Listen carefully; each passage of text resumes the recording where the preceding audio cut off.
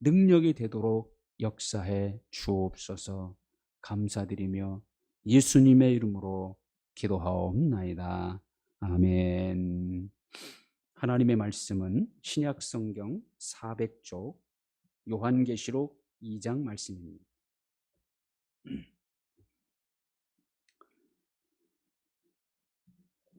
요한계시록 2장 8절로 10절 말씀까지 한 절씩 교독하시고 10절은 같이 읽습니다.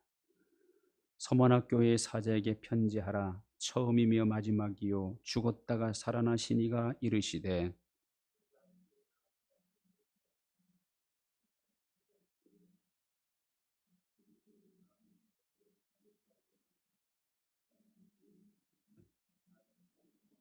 너는 장차 받을 고난을 두려워하지 말라. 볼지어다 마귀가 장차 너희 가운데서 몇 사람을 옥에 던져 시험을 받게 하리니 너희가 10일 동안 환난을 받으리라.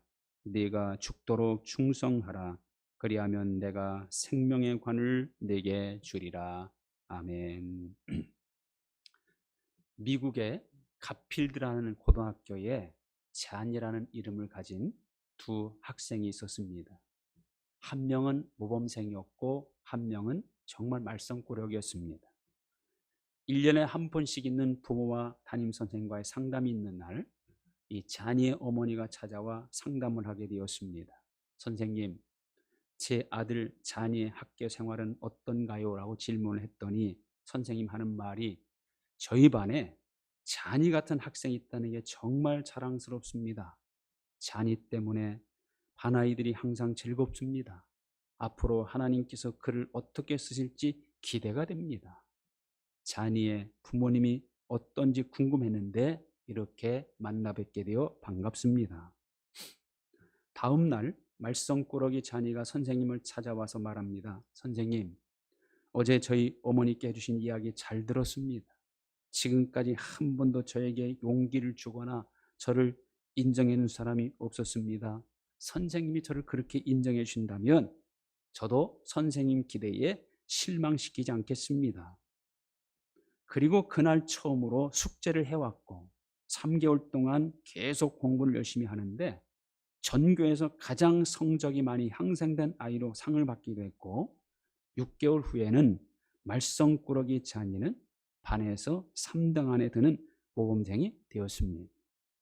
선생님이 모범생 잔이의 어머니인 줄 알고 실수로 했던 칭찬이 말썽꾸러기 잔이의 가능성에 불을 지르게 되었고 용기를 가지고 노력하여 진짜 모범생 잔이가 되었다는 그런 이야기입니다. 책임 있는 사람의 말 한마디는 영향력이 있죠. 사람의 말은 살아있는 능력이 있습니다. 말 한마디로 인해 사람을 죽일 수도 있고 살릴 수도 있습니다. 그래서 말은 함부로 하면 안 됩니다. 섣불리 해도 안 됩니다. 거짓말은 더더욱 안 됩니다. 마음에 상처를 주는 말은 칼로 낸 상처보다 훨씬 깊고 그 아픔은 오래갑니다. 그래서 성경은 말에 대한 교훈을 많이 하죠. 전도서 5장 2절 너는 하나님 앞에서 함부로 입을 열지 말며 급한 마음으로 말을 내지 말라. 하나님은 하늘에 계시고 너는 땅에 있습니다. 잠언 18장 21절 죽고 사는 것이 혀의 힘에 달렸나니 혀를 쓰기 좋아하는 자는 혀의 열매를 먹으리라. 특히 가장 경계할 말, 절대 해서는 안 될 말이 있죠. 그것은 바로 거짓말입니다. 거짓말은 반드시 드러나게 되어 있습니다. 거짓말은 하나님께서 가장 싫어하시는 말이고 마귀가 좋아하는 말입니다. 그래서 예수님은 마귀를 아예 거짓의 아비라고 규정하고 있어요. 마귀는 하나님에 대하여 거짓말하죠. 인간은 그 마귀 거짓말에 속아 하나님 말씀을 거역하고 죄인이 되었습니다. 마귀는 하나님과 인간 사이를 이간시키게 거짓말합니다. 하나님이 없다. 하나님은 사랑이 아니다. 하나님은 믿고 의지해봐야 소용없는 분이다. 이런 거짓말에 속아 많은 사람들이 하나님이 없다고 부인하고 하나님을 믿지 않습니다. 거짓말의 대가는 뭡니까? 잠언 19장 9절에 보면요. 거짓 증인은 벌을 면하지 못할 것이요 거짓말을 뱉는 자는 망할 것이니라. 반드시 망한다는 거예요. 우리나라 정치판이 거짓말판이 되고 있습니다. 사실에 근거하지 않는 추측성 발언으로 국민을 분열시키는 사람들이 있지요. 아니면 말고 식으로 함부로 말을 던져놓고는 많은 저항에 부딪히면 나는 그런 말을 한 적이 없다거나 그런 의도로 한 말이 아니었다라며 슬그머니 꼬리를 내리는 사람도 있습니다.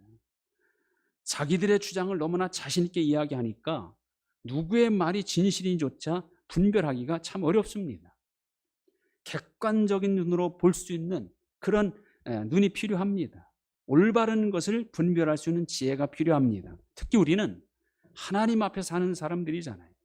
하나님을 두려워하는 사람이고 하나님 앞에서 반드시 심판을 받게 될 것임을 믿고 사는 사람들입니다. 그러므로 우리는 무엇보다 하나님 보시기에 합당한 말, 합당한 행동, 합당한 삶을 살아야 합니다.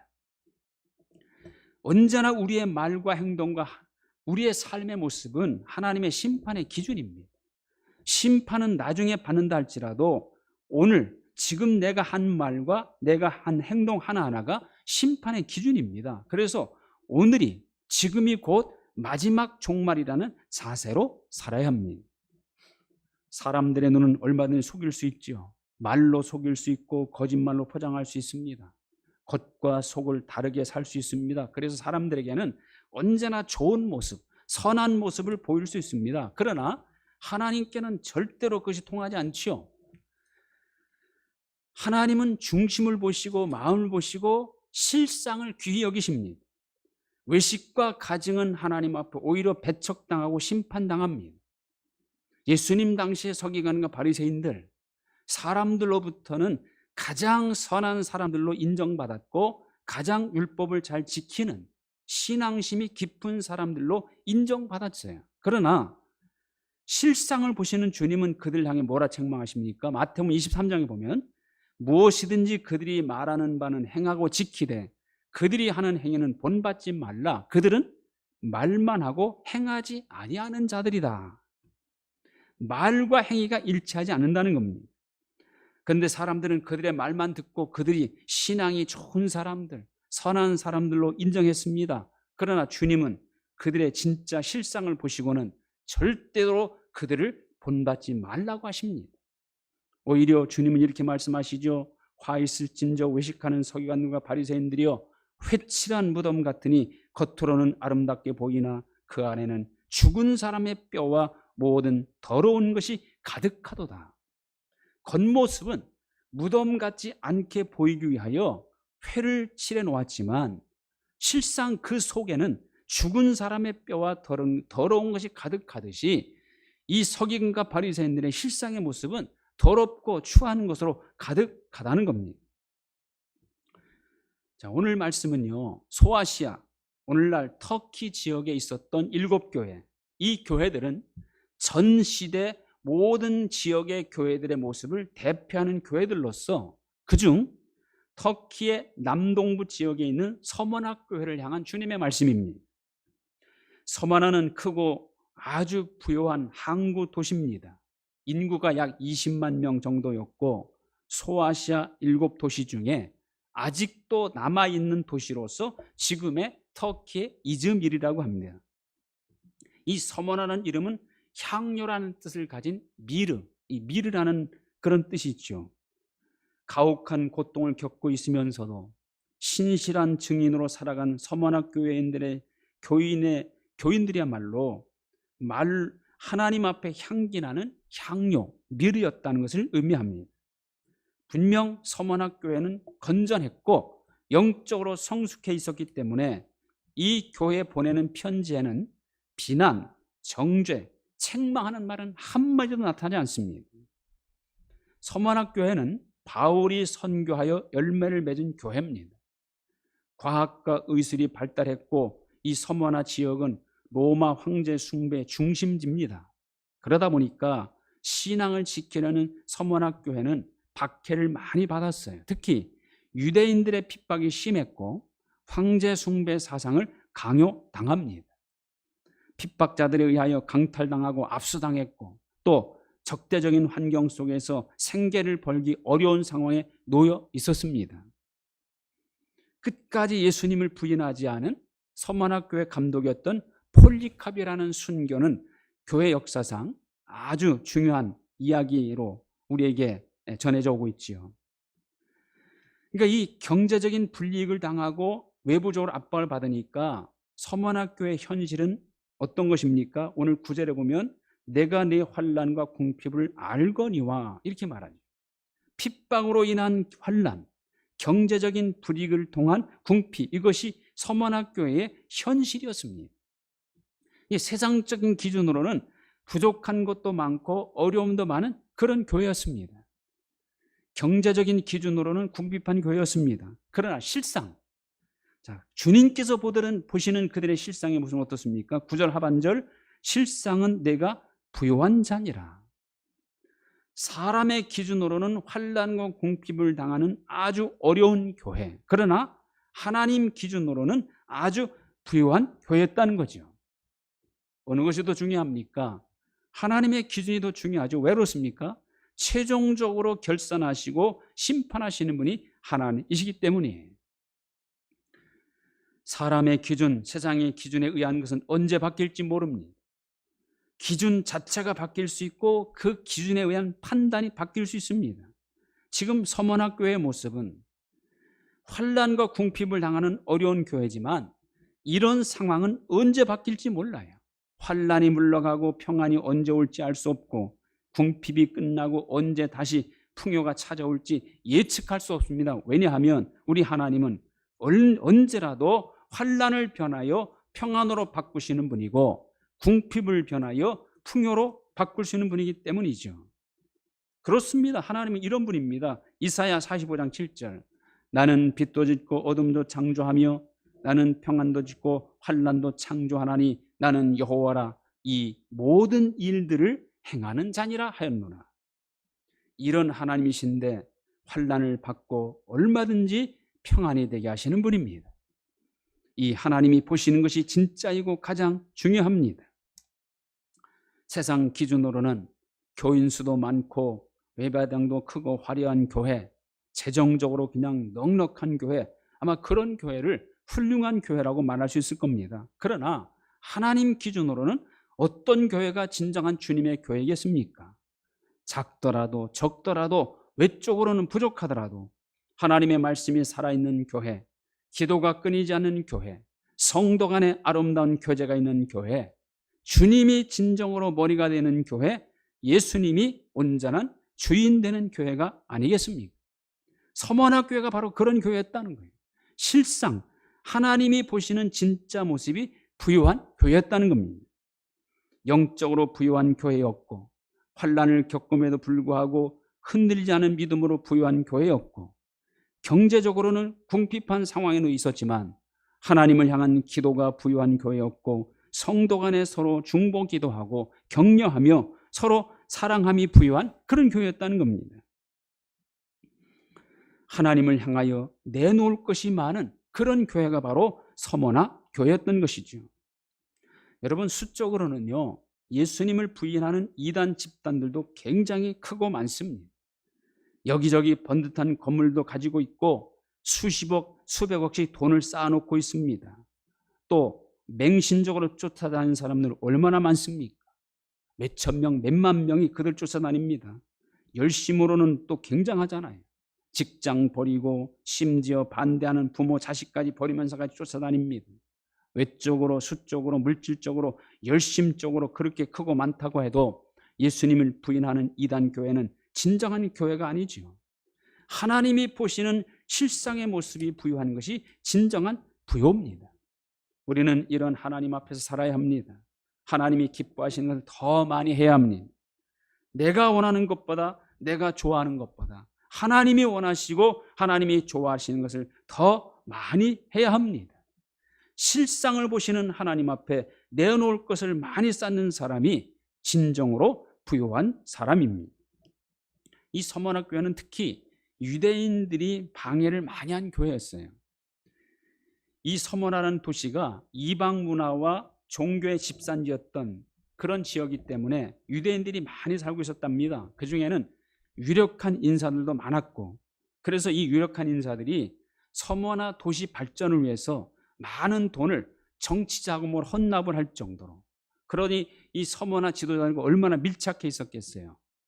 그들은 그것을 이용하여 서머나 교회를 박해하는 데 앞장섰던 겁니다.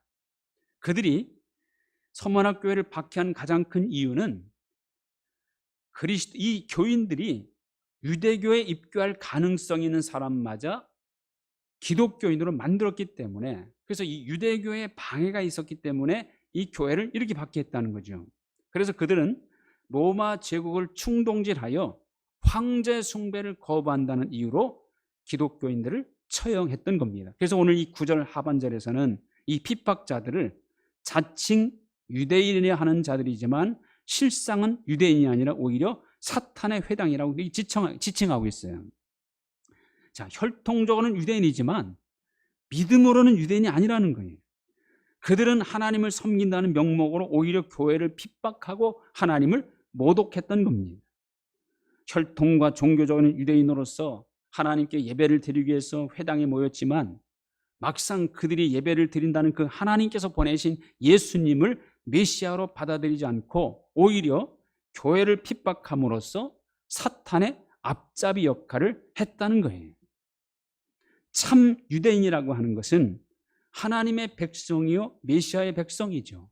그래서 참 유대인은 하나님께 순종하게 되어 있고 예수님을 메시아로 인정하게 되어 있습니다.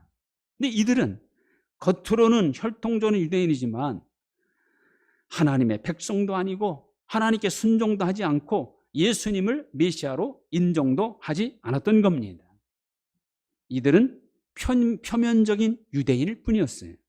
껍데기는 유대인이지만 그의 생각, 그들의 행실, 그들의 가치관, 그들의 신앙은 하나님과 상관없는 참 유대인이 아니었다는 것이죠. 진정한 그리스도는 누가 진정한 그리스도인입니까? 자칭 그리스도인이 아니에요. 실상의 모습이 그리스도와 같이 사는 사람이 진짜 그리스도인이고, 타칭, 다시 말하면 다른 사람들이 저 사람이야말로 그리스도인이라고 인정하는 사람이 진정한 그리스도인입니다. 그의 가치관, 그의 생각, 그의 삶 속에 그리스도가 살아있고 그리스도의 말씀에 순종하는 사람이 실상의 그리스도인이라는 겁니다. 자칭 그리스도인이라 하면서 그리스도와 상관없는 삶을 산다면 그는 오히려 그리스도를 욕되게 하는 사람입니다. 실상은 그리스도인이라 할 수가 없다는 얘기죠. 하나님이 보실 때 합당한 모습이 실상입니다. 하나님은 우리의 실상의 모습을 가지고 심판하십니다. 우리의 실상의 모습이 그리스도인다워야 하고 또 우리 교회가 실상으로 주님께 인정받는 그런 교회가 되어야 합니다. 사람의 기준, 세상의 기준은 오래가지 못합니다. 하나님 기준에 맞는 것이 진짜요 실상입니다. 우리 예비교회 성도님들은 실상이 부유한 사람으로, 실상이 그리스도인으로 합당하게 살기를 축원합니다. 실상이 하나님께 넉넉히 인정받고 사랑받기 합당한 그런 실상의 그리스도인이 되셔서 언제나 변함없는 하나님의 은혜와 사랑이 함께 하시는 진정한 그리스도인들이 다 되시기를 주님의 이름으로 축원드립니다. 하나님 감사합니다. 예수 그리스도를 나의 주님으로 믿어 그리스도인이라 인정받게 하시고 하나님의 자녀라는 권세를 누리게 하시니 감사합니다. 그러나 우리의 실상의 모습은 심령을 감찰하시는 하나님 앞에 부족하고 부끄러운 모습이 너무나 많습니다. 이제는 우리의 실상을 보시는 하나님 앞에 조금도 부족함이 없고 모자람이 없는 진정한 그리스도인으로 살아가는 우리 모두가 되게 하여 주옵소서. 오늘도 시작되는 한 주간 우리 예비교회 성도들 어디를 가든 무엇을 하든 언제나 하나님께서 눈동자처럼 지켜주셔서 안전하게 하시고 건강하게 하시고 형통하게 하여 주옵소서. 가정마다 하나님의 은혜와 사랑이 넘쳐나도록 축복하여 주옵소서. 예수님의 이름으로 기도하옵나이다. 아멘.